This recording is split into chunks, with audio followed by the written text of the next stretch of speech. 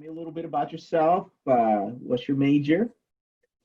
My name's Carissa Ford. I am majoring in nursing. I'm finishing my AS degree this fall semester. I'll be finished with it. And then I will be going to nursing school wherever I move to next. Okay. So, what has been your experience at West Hills Community College?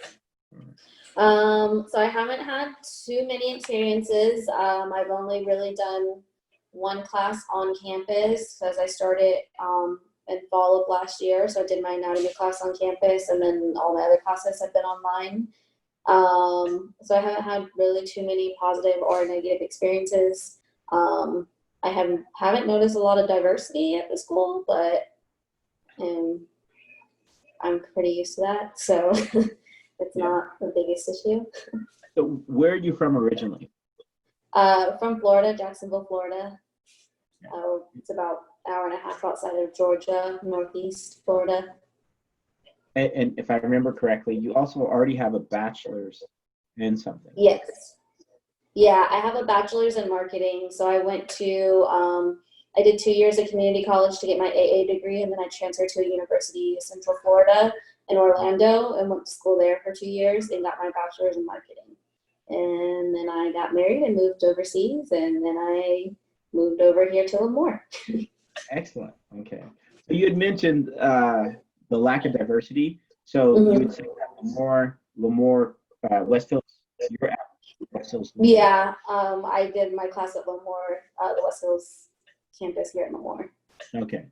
And so you feel that you haven't seen or observed a lot of diversity on campus, or Yeah, I'm class? not very much. I don't feel like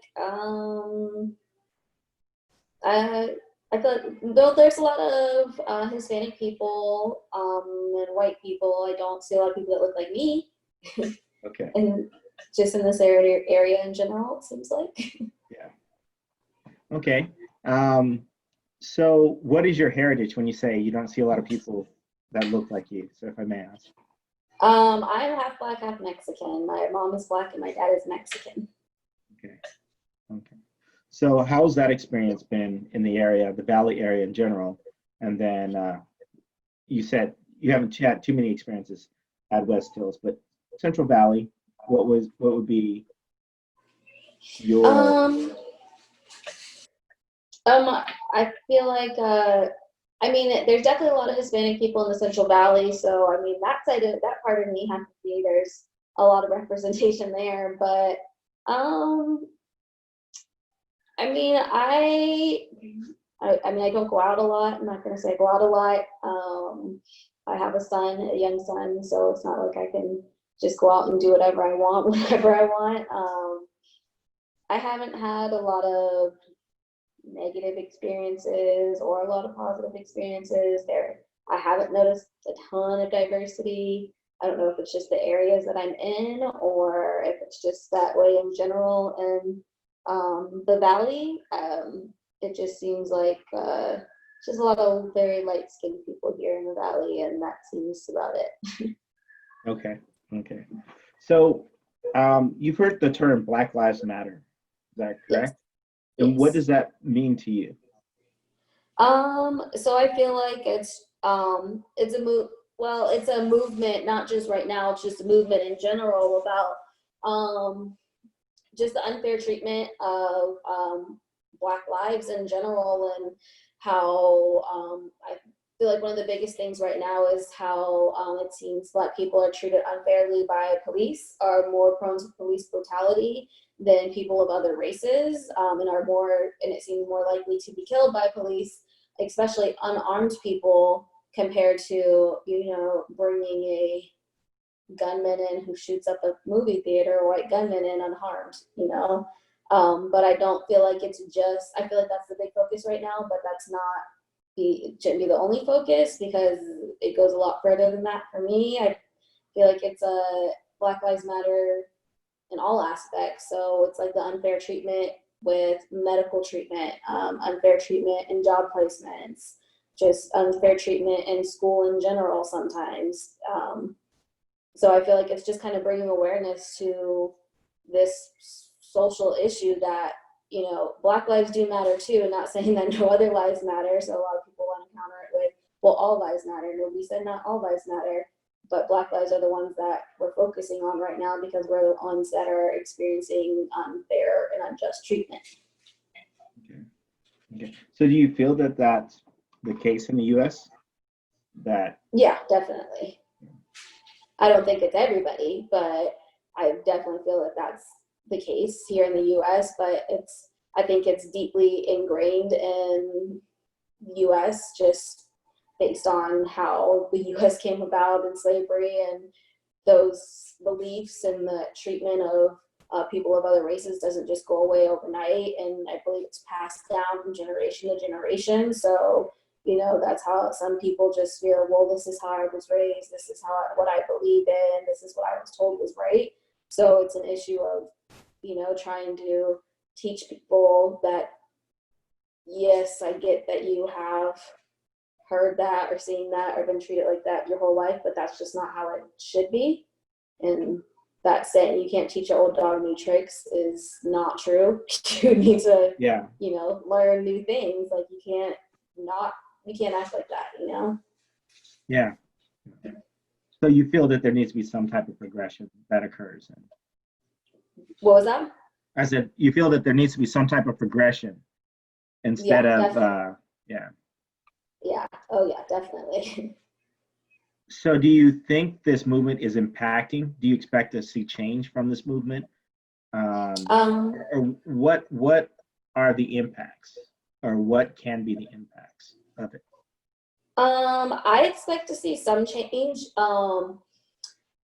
I think that, I mean, I feel like so I'm considered a millennial. I feel like what is it, Generation X, that's right below me. Is that the younger generation of me? I Yes. feel like they're a lot more outspoken and a lot more accepting in their generation in general, it seems like so far. I mean, they still have a long way to go before they're, you know, just adults. But I feel like if that continues as they get older, things will change, but I don't think they're going to change as much as people think or hope they're going to change because, like I said, you can't, people, it's passed down through generations. So if somebody, you know, really just in their heart believes that, you know, Black people are inferior to white people or whatever it is, then they're going to pass that down to their kids and their kids are going to pass that down to their kids. It's not, you have to figure out how to break the cycle, and it's not going to be broken overnight. It's going to take a long time for it to be broken, and it's not something that's just going to happen in a year or two. Okay. So I've heard people say that Black Lives Matter is like a terrorist group, and and you know they're corrupting the youth, or they're, you know. So what are your views on that? I mean, I think I think that's ridiculous. I feel like people like to focus a lot on the negative things, negative aspects of things, and no matter what you have, there's always going to be something that people don't agree with. But like, for example, people want to say, oh, you're doing protests and then you're looting your own neighborhoods and you're burning down all of these things and this and that. And I mean, I don't necessarily agree with the looting, and I wouldn't be out there looting, but I understand that people are mad and people are over it and people have had enough of it. I don't think that you should be burning down your cities or your stores or your block or anything like that, but that's not the focus of the movement, and that's what I feel like people are trying to make the focus of it. People who don't agree with it or do the I'm so tired of hearing it or stuff like that, that's what they're trying to make it the focus of, instead of focusing on what it's really supposed to be about. Is, you know, we're just trying to have, for like real, not just legally on paper, equal rights, but in everyday life, equal rights and fair treatment and equal treatment as, you know, whoever lives next door to us that doesn't look like us. yeah. So you said you have a small child, son, if I remember correctly. Hmm. So how do you think this is impacting him, or will it impact him? I think it's definitely going to impact him. So I mean, my son is mixed. I'm half black, half Mexican. Like I said, my husband is half black, half white, and my son is little lighter skinned than I am, but you can definitely tell he's a mixed child and he's got black in him. So it's definitely going to affect him. I mean, there's definitely a lot more kids now that look like him than when I was growing up. There weren't as many mixed kids when I was growing up as there are now. Yeah. But it's still, like I was saying before, it's still going to be an issue because even though there are going to be more people that look like him, there's still going to be people who believe, that, oh, they're superior or something like that, because that's how they were raised and that's what they've been taught. And so, and unfortunately, some of those people get into positions of power, like police officers or politicians or teachers even. And, I'm going to have to teach my son, even now, like I have to teach my son the proper way to act and how you answer people. And, as he gets older, what you're going to do if you get stopped by a police officer, or, like how you're going to answer, or how you're going to stand to make sure you're not walking down the street at 3 o'clock in the morning with a hood on, like make sure your hands are visible at all times. If you get pulled over, make sure all your windows are rolled down, your lights are all on, and your hands are visible at all times. Make sure that you reach very slowly for whatever they ask, and make sure you tell them every step of the way what you're doing, kind of thing. So it's definitely going to impact him, like, as he gets older, because he's going to be, even though he's mixed and he's black and he's white and he's Mexican, he's just going to be seen as a black male to somebody who thinks that, minorities are inferior to whatever. So that's just, they're going to see his skin color and that's what they're going to think. So do you feel that, say, a white child would have a different upbringing? Do they have to be told those same things, or? No, actually, I was having this conversation this weekend with a friend. I went to a coworker's house and I was talking to him and his wife. He was actually a police officer and detective for a long time, and he works in the company I work at now. And then I was having this whole conversation with his wife, and she was telling me, she was like, I can't imagine, because I was telling her those things, about my son and how I'm going to have to teach him those things. And she has a son who has mental illness. And she's like, I worry as a mother because, my son has this mental illness. He's not medicated. He's not compliant. And I have to, just worry about him because of that mental illness. But I can't even imagine adding on top of that, like, not worrying about my child just because the color of their skin, not because they're out there and they seem like they're doing something or whatever, because they have something going on with them, but they're just walking down the street and the color of their skin makes them a target. And so, like, and they're Hispanic, so they're lighter skinned, but they're Hispanic. And she's like, I just can't imagine that I have to worry about, like, having to worry about that. And she was telling me, I can't imagine how you feel about that. And I was like, well, it's just kind of my reality. It's not, I've never had any other kind of reality, so that's just how it is for me. So I don't find it crazy or shocking or anything else. It's how I grew up with my brothers, and I knew when I decided to have a son that that's how it was going to be. So I've never thought anything else about it, which is sad, but that's the reality in the world that we live in. So I definitely don't think white kids are told that. I mean, they're probably told to be respectful, but they're not going to, I don't think their lives are in jeopardy when they're calling the cops this and that. Yeah. The cops aren't putting their hands on their gun and pulling a gun out or whatever, or mistaking it for a taser when, they're mouthing off to them. But my son can't act like that. Yeah, that's true. That is true.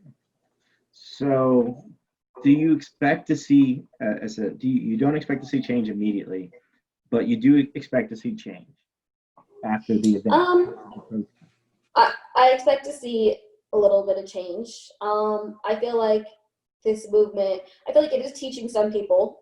Some people are willing to learn and are willing to educate themselves and are willing to look back at, their past mistakes, whether they knew they did it knowing that that was wrong, or they did it and now they're looking back like, oh, wow, that was not okay. I do think those people are learning, like people who are open to it, they're learning and they're going to change their views and how they see things, and maybe they'll start opening their mouths when they see something that's not right or hear something that's not right. They'll start standing up for it, but that's not everybody. I think it's also a fad right now, and that's the end thing is Black Lives Matter, and Yeah. COVID's happening, so I'm quarantined to my house, so I might as well get on this train for some likes on social media.